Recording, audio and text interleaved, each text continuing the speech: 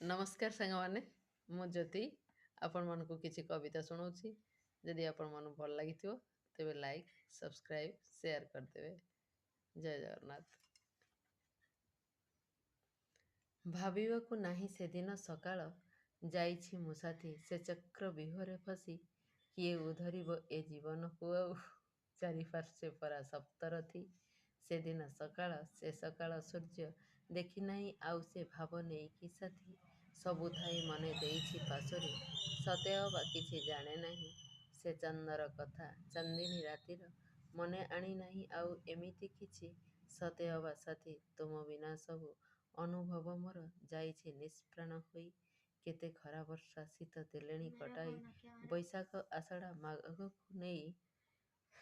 କିନ୍ତୁ କେଉଁ ଦିନଟିଏ ପାଇନି ସେ ସୁଖ ଯାହା ପାଇଥିଲେ ଦିନେ ମୋ ଗାଁ ମାଟିରେ ତୁମ ସଙ୍ଗ ସବୁ ପାଇ